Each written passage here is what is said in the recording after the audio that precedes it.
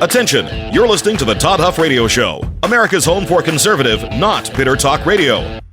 Be advised that the content of this program has been documented to prevent and even cure liberalism, and listening may cause you to lean to the right.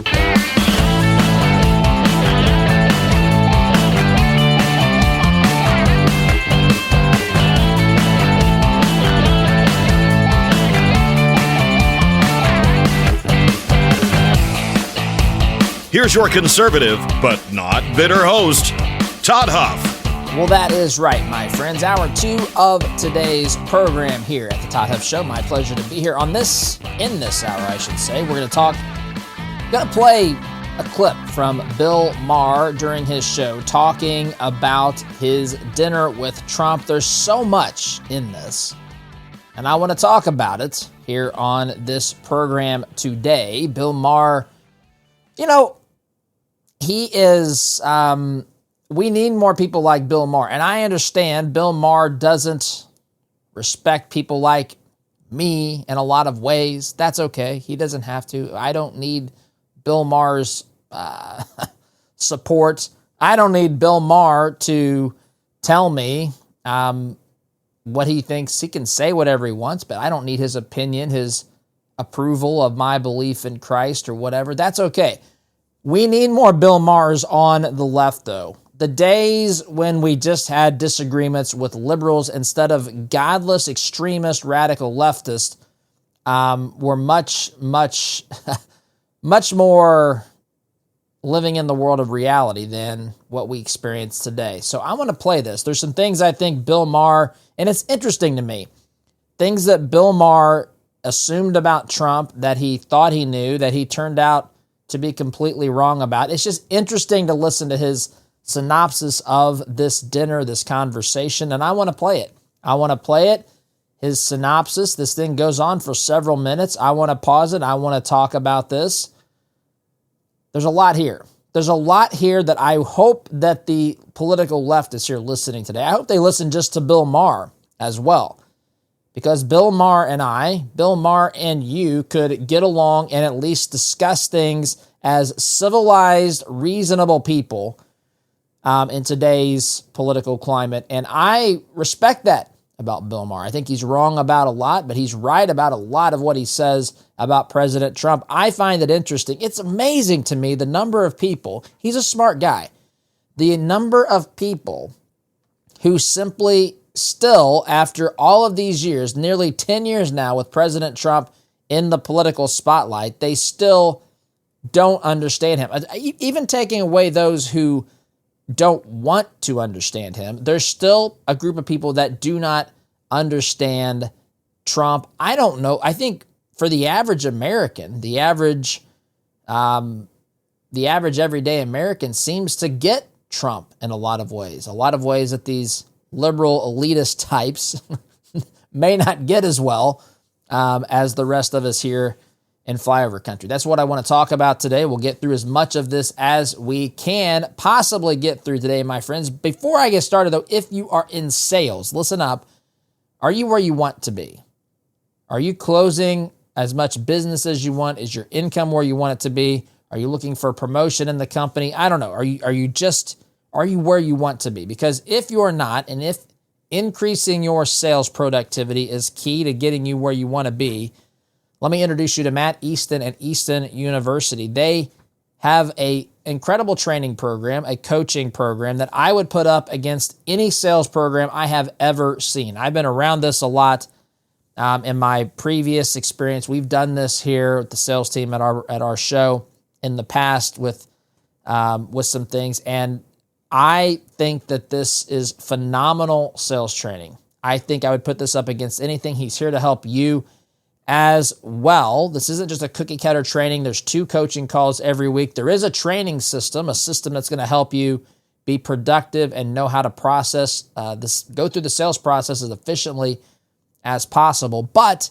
there's also time to ask questions twice a week with their weekly sales training calls, sales coaching calls. If you follow Matt's system, it's going to pay off, but you have to take the first step.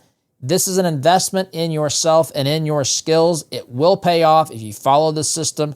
It's not cheap, but it's worth it. It's affordable. In fact, it will pay for itself many times over if you follow the program. ToddHuffShow.com/Easton is where you can go. And if you sign up there, my friends, you'll get a free welcome call from Matt himself. He'll walk you through specifically your sales challenges, where you are, what needs to happen next so that you can hit the ground running. ToddHuffShow.com, /Easton.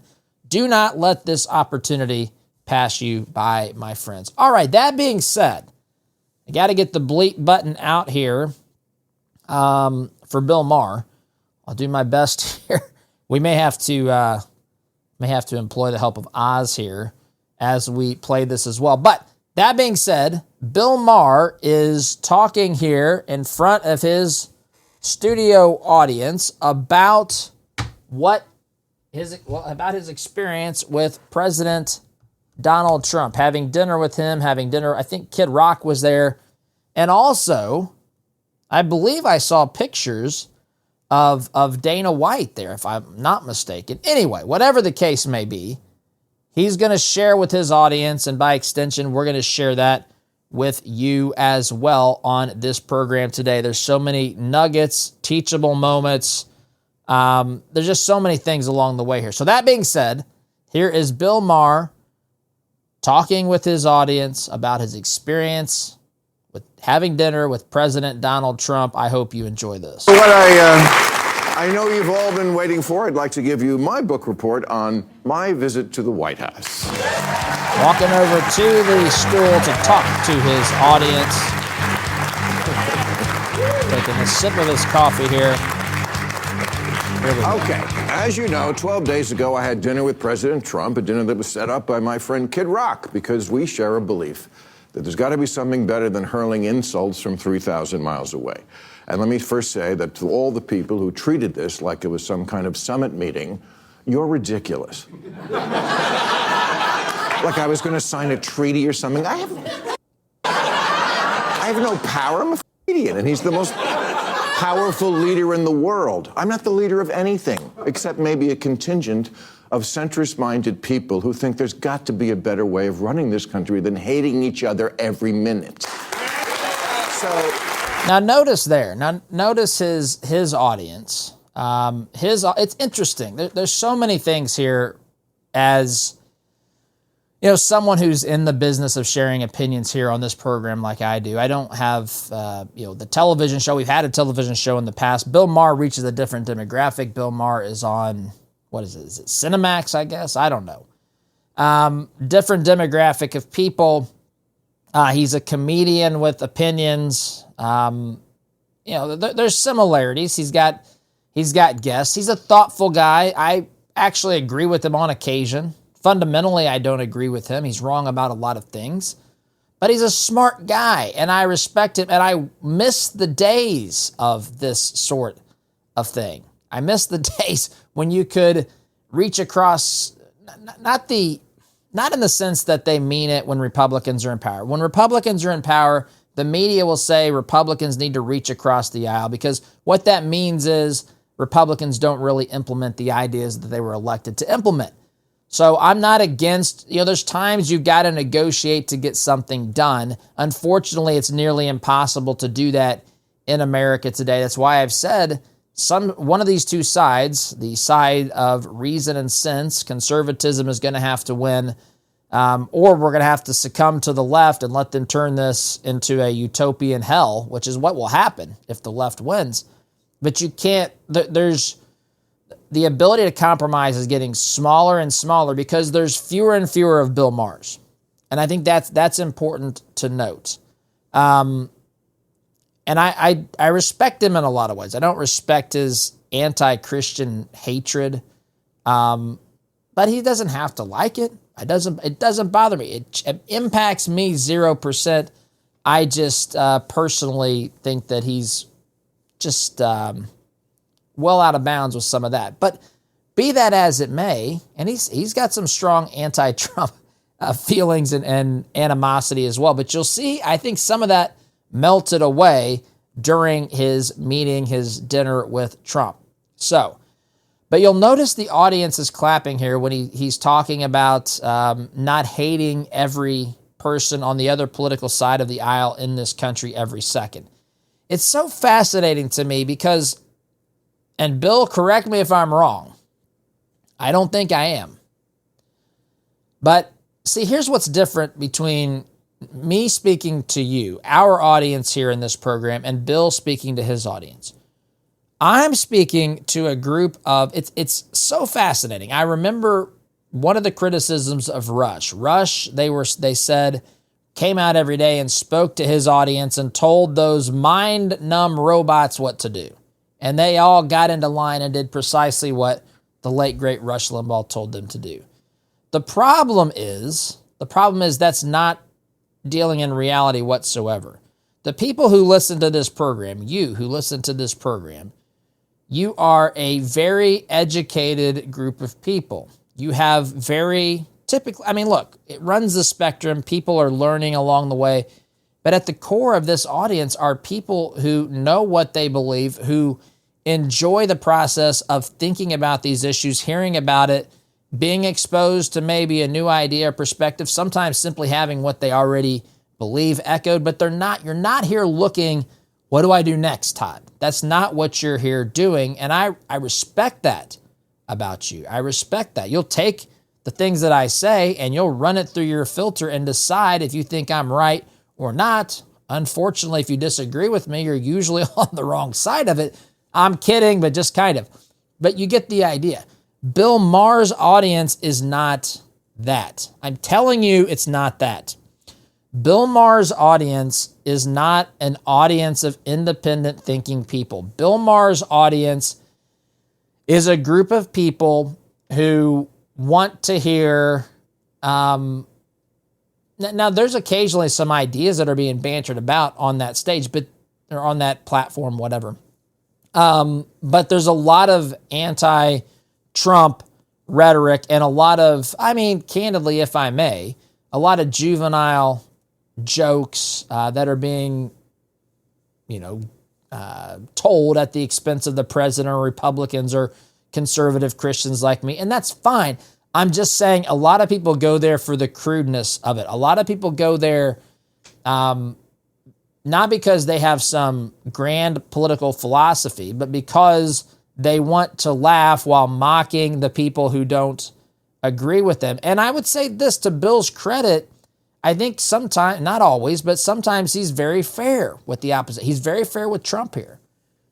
But it's interesting, I only say this because I wonder, I'm going to be maybe overly fair here because I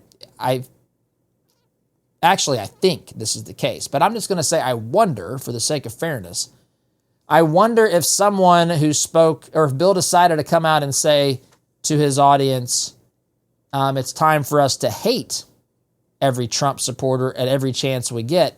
I wonder if the same people who are applauding him saying that they're tired of being engaged in this process where they're supposed to hate the other side constantly, I wonder if they would still applaud no matter what he said. That's my question. I don't want you to applaud everything that I say. There's things that after I say it and think about it, I sometimes, it's not rare because or I should say it is rare, it's not common.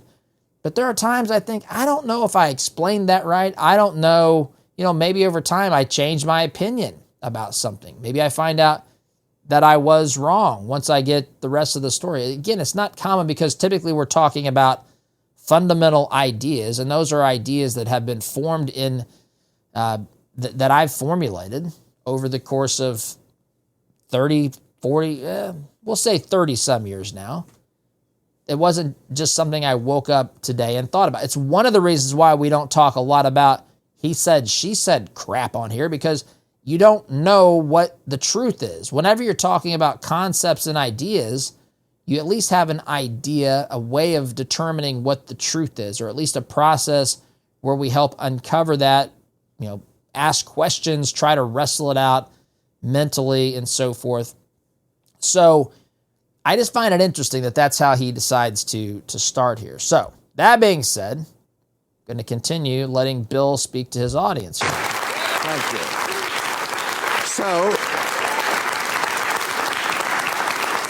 So meet up in person. Maybe it'll be different. Spoiler alert, it was. First good sign, before I left for the Capitol, I had my staff collect and print out this list of almost 60 different insulting epithets that the president has said about me. Things like stupid, dummy, lowlife dummy, sleazebag, sick, sad, stone cold crazy. Really a dumb guy, fired like a dog, his show is dead. There's 60. I brought this to the White House because I wanted him to sign it. Which he did. And he did. He's holding up the paper. He's got a picture of Trump signing it. The audience loves it. So again, what did Trump do here? Bill Maher had his staff print up a sheet of 60, I think he said, things that Trump had said about Bill Maher. Stupid, sleazebag, whatever. His show is tanking. Whatever he had said about Bill Maher. Bill Maher, and I mean, listen, this is good humor on both sides. He takes it to the president. He says, look, I would like you to sign this. And President Trump sits down, grabs out the big Sharpie marker looking deal, and he signs it. And this is good. I mean, this is, friends, you know, this is missing from today's political discourse. I mean, you ought to be able to have it out. You ought to be able to go after each other, your ideas, maybe even get a little bit into areas where it gets a little bit personal. I mean, not the politics of personal destruction, as Hillary Clinton would have said, but, you know, more just an intense moment where you're fighting things out in the public eye, and to be able to sign a sheet of paper that has all of the things, not all of the things, a healthy list of the things that the president has said about you, and for both sides to be able to laugh about this. I love this, by the way. I want to see more of this, but Bill Maher continues here. Which he did with good humor. And I know as I say that, millions of liberal sphincters just tightened. Oh my God, Bill, are you going to say something nice about him? What I'm going to do is report exactly what happened. You decide what you think about it. And if that's not enough pure Trump hate for you, I don't... Okay, had to bleep that out. So, he says, look, I'm going to come on here and I'm going to tell the truth. I'm going to come on here and I'm going to tell about my experience with Trump. I'm going to say what happened. I'm going to share it with you. And if that's not enough anti-Trump hatred for you, then I don't, the edited version would be, I don't care. I don't care because that is, I'm telling you the truth. You can take from it what you will. And he knows. I mean, Bill Maher knows he is talking, at least in part, to a group of rabid people who don't look at Trump as a human being. They have been brainwashed into believing this guy is Adolf Hitler reincarnated. They have been brainwashed into believing that Trump is a Nazi, authoritarian dictator. That's what they've been told. They are infuriated. This is why they believe, to go back to what we talked about last hour or even last week, that's why so many of these folks believe that it's acceptable to target people who drive Teslas, the people who own them. The people who own a Tesla. It's okay, many on the left say, to target them, to target Tesla dealerships, to target Tesla charging stations. People think it's okay to murder. I've cited the poll. People on the left who say it's okay for Trump or for Elon Musk to be targeted and even murdered, it's unbelievable. Bill Maher knows that in his audience is a sizable chunk of people who agree with those sentiments. Bill Maher knows that he is speaking to leftist lunatics and crazies. And so he's acknowledging that. Now, I want to pause here. We're getting near the end of this first segment. I've got to share with you something here, but I also want to get to a good stopping point before we move into the second segment here. So before I move on any further, my friends, let me ask you a question. Would you rather take a couple of soft gels each and every day or spend hours in a doctor's office talking about your cholesterol? I know what I would choose, and that's why I take Solti. I think you should consider taking it as well. Solti is an all-natural, clinically proven dietary supplement that lowers cholesterol. No prescriptions, no doctor visits. It's not even a drug. Again, there's nothing wrong with those other things. I'm talking about a way to supplement your heart health, your cholesterol levels, and I'm talking as a starting point. Folks, you may be younger. Let me tell you, newsflash, you don't stay that way. You will age. Taking care of your health, I think you will find, especially as you age, will be at the top of your list of priorities. Solti is an easy, affordable way to do that. Your family needs you healthy. Your business needs you healthy. Your church, your community, this country, we all need you healthy. Solti is a simple way to make sure that you're around for the long haul. Visit Solti.com, SOLTEA. Promo code Todd gets you 50% off your first 3-month supply and free shipping. It's a great deal. Solti.com, SOLTEA. Promo code Todd gets you that special pricing offer discount. So, I've got to pause it here. Just got a little over a minute. I will say this. The radical left, what we're dealing with today in this country is at a level of angst and a level of anger and rage that are unmatched in modern times, my friends. We've never seen it this way. We've seen it politically divided. We've seen it where people who have strong opinions about things will argue, will fight. But it's gotten to the point that it's been ratcheted up to the nth degree.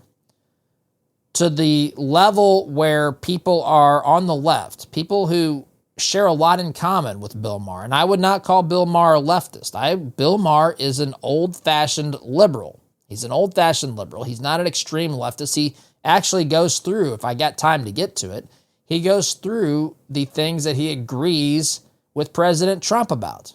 I hope I get to it. Maybe I'll skip ahead to make sure I get to it. Bottom line here is that Bill Maher is right. And Bill Maher, I commend him for calling out the radicals in his audience that refuse to even have the slightest bit of reason and sense and decorum, and those who are pursuing violent means and anger and rage and who suffer extremely from Trump derangement syndrome. I'm glad he calls them out there. I have to take a break, though. Quick time out, my friends. You're listening to Conservative Not Better Talk. I'm your host, Todd Huff. Back in just a minute.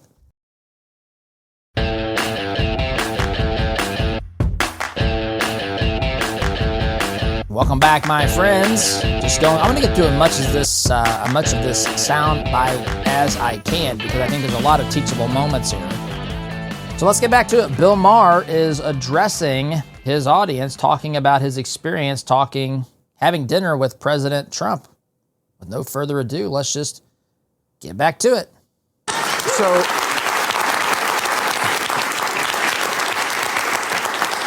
So no, I didn't go MAGA. And to the president's credit, there was no pressure to. After we left the Oval Office, he showed me the little room off the office, the one where Clinton used to.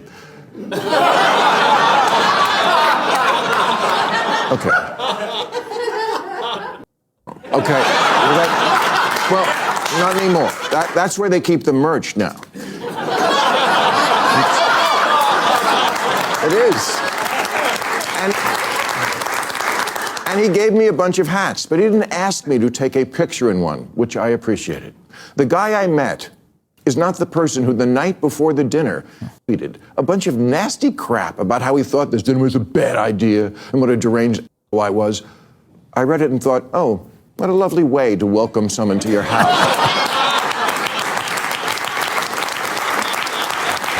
So pause. It's interesting. I want to get to as much of this as I can. I just want to say that, sorry, I'm jotting down some notes here to make sure a couple things. But Bill Maher understands this. I mean, he's having fun with it. I think as an entertainer, Bill Maher understands this. Trump is a master promoter. And so, listen, look at the result of this. I mean, I think people were genuinely curious. Some people were probably too curious about what Bill Maher would have thought about President Trump.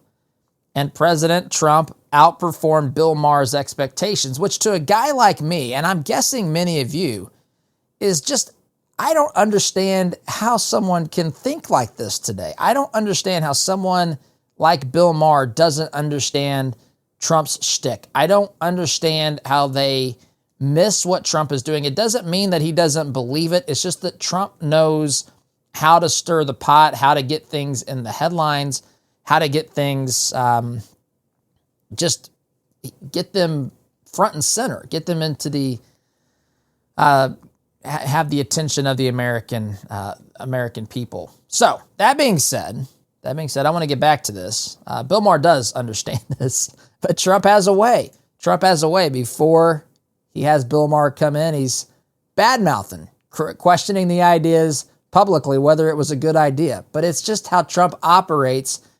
The real person is the person that you meet behind closed doors, which Bill Maher is going to tell us about here. But when I got there, that guy wasn't living there. Now, does Trump want respect? Of course. Who doesn't? My friend said to me, "What are you going to wear to the White House?" I said, "I don't know, but I'm not going to dress like Zelensky, I'll tell you that." But, okay. Just for starters, he laughs. I'd never seen him laugh in public, but he does, really? Including at himself. And it's not fake. Believe me, as a comedian of 40 years, I know a fake laugh when I hear it. And I thank you for that. Thank you for the fake laugh, he says. Listen, Bill Maher knows that Trump laughs. I think of all the presidents, I think Trump, in the presidents that have existed, that have held the office, I should say, in my lifetime, I think that Trump probably has the best sense of humor, or it's at the top. I mean, Obama is an egocentric guy. You can like his policies or hate his policies. And look, he's done things to show he can have a sense of humor, but to think that Trump doesn't have at least that good of a sense of humor, I don't know. The ability to laugh at himself. Does Bill Clinton have the ability to laugh at himself? Look at the disaster that's left in the wake of anywhere Bill Clinton and Hillary Clinton go. I don't know. It's just Joe Biden. I mean, was Joe Biden this real fun-loving guy? I mean, Joe Biden spent half his presidency screaming at us. I don't know.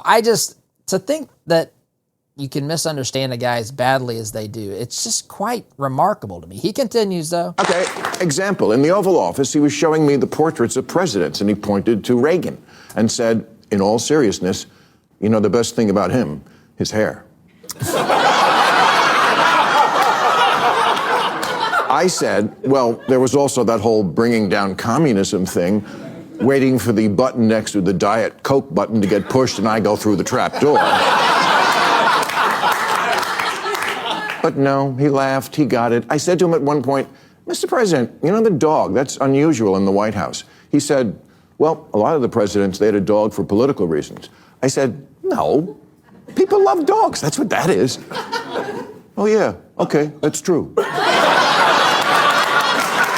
Listen, I don't know why this is so earth-shattering to people. I truly don't. To the left, it's just fascinating is the word to me.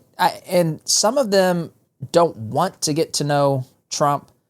In fact, also it often makes me wonder, is it harder to oppose him and hate him whenever you get to know him personally? Is that part of this?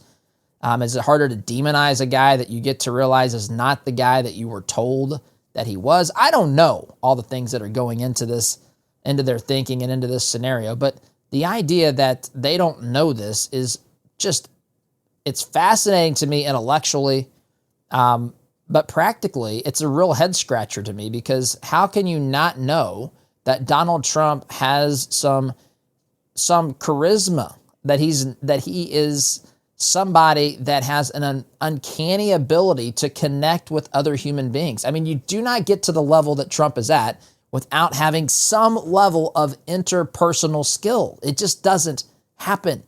He has a great ability at dealing with people. And Bill Maher has confused the stage presence of Trump with the person of Trump, which is so interesting because Bill Maher is a guy who's on stage and he should at least understand it. Maybe he doesn't push it the same direction that Trump does. Maybe he is not as dramatic about it as Trump is. But to not understand it at all, to me, even as a guy here on this program who started a podcast, a radio show in a bedroom closet 10 years ago almost, I understand this.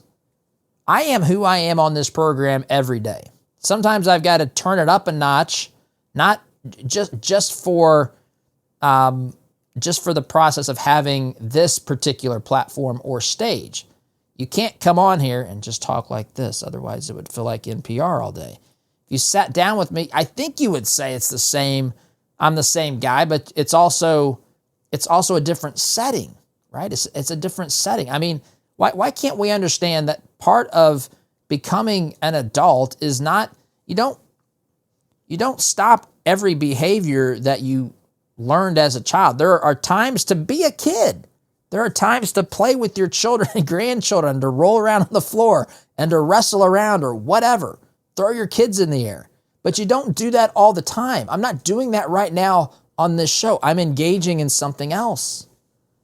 What's so complicated about this? Friends, let me tell you really quickly, as we're getting to the end of this segment, MyPillow ordered a large allotment of sheets that they were going to sell to the big box stores. That order fell through. That means you can get access to these wholesale prices. They're dramatically discounted so long as this allotment of sheets is still, it hasn't sold out. And so you can go, these are Giza Dream Sheets, by the way, and Percale bed sheets.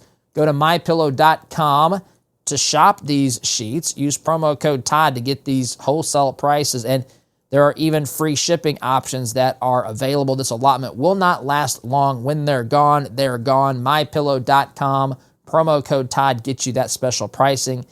Also, if you prefer, you can call 800-615-2015, 800-615-2015, MyPillow.com, promo code Todd. All right, so I got a little time left here this segment. Let's get back to this. I want to get to as much of this as I possibly can. Here's Bill Maher continuing. I'm telling you what happened.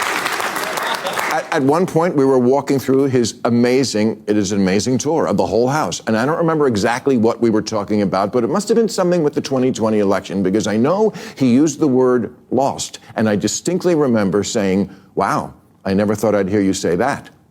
He didn't get mad. He's much more self-aware than he lets on in public. Look, I get it.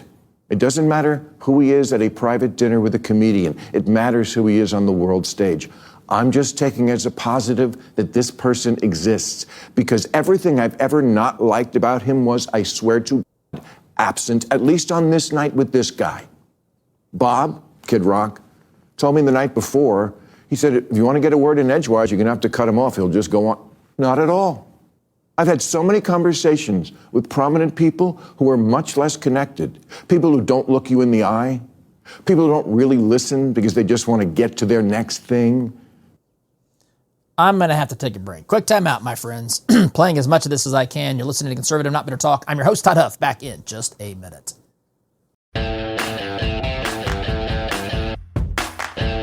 Welcome back, my friends. Final segment here of the program today. I want to get to this last part. I had to skip ahead a little bit. If you want to see this whole clip of Bill Maher, it's about 12 and a half minutes, something like that. It's good. It's good. We've played a lot of it today. I skipped ahead. I skipped over the parts. Where he said, the things that he said to Trump and how Trump took him in stride. He said Trump asked him about the Iran nuclear deal. He said, Mr. President, I'm sure you're privy to information I'm not, but I thought what Obama did was good. I thought Obama getting rid of 98% of their weapons was a good thing. And you got rid of that. And he said, basically pointed at him. He said the president didn't yell at him or call him a left-wing lunatic. He just sat there and took it and listened. It is amazing to me. He made a comment here that said, I was shocked and you are too, or some such thing. This is truly shocking to them.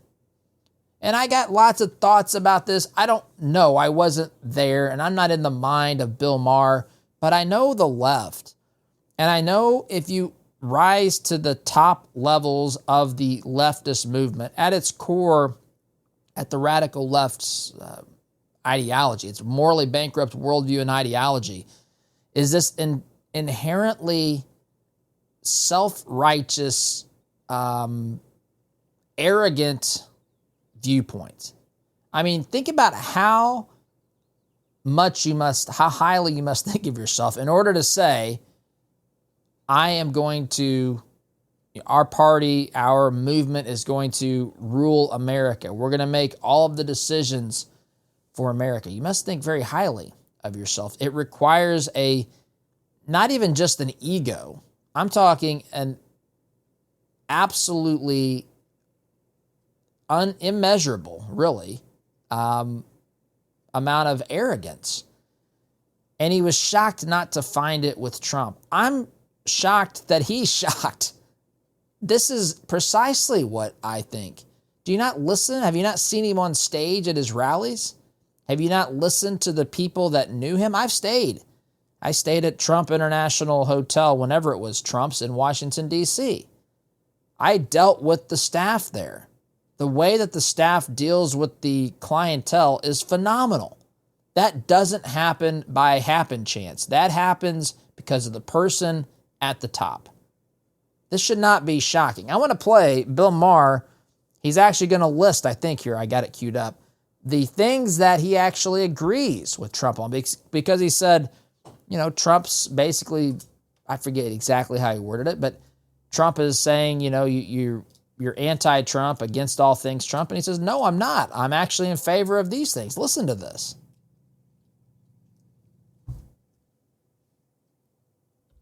I'm glad the cops are getting their morale back.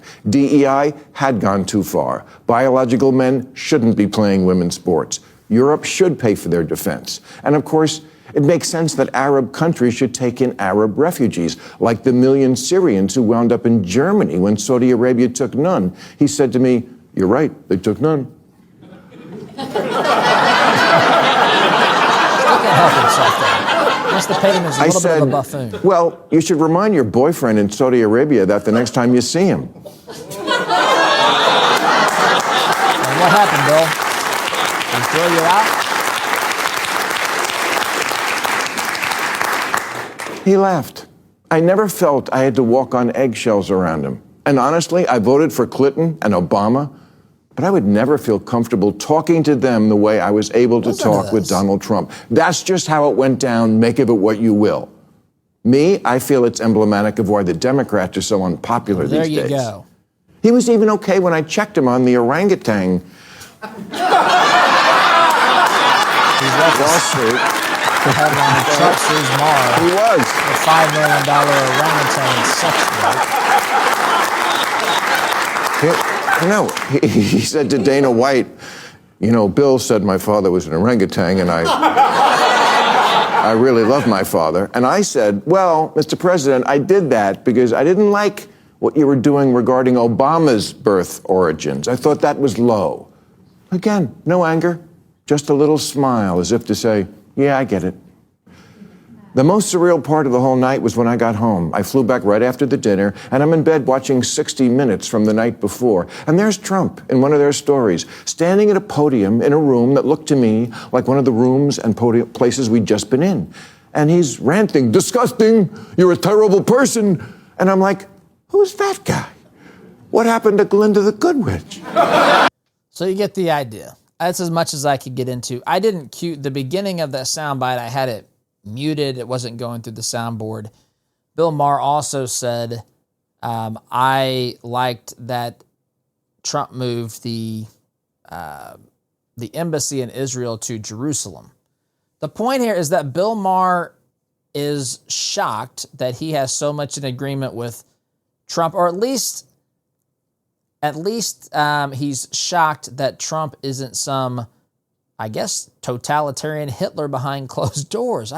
How much of this stuff do they really believe? Of course, that's not who he is. None of this should have been surprising, especially to someone that's as intelligent and aware as one Bill Maher. But that's his story. That's what he was sharing with his audience, much to the chagrin of some on the left. I've seen some comments from people. It's all the time I've got, by the way, to get to this. But you can listen to this whole thing on our website, or you can Google it. It's just Google Bill Maher with Trump, and you'll probably find this 12-minute clip of him summarizing this. But there's many on the left that they are not happy with this. They are not happy with Bill Maher not saying bad things about Trump because they need hatred, my friends, to keep their movement alive and moving forward. I gotta go, though. Thank you for listening. SDG.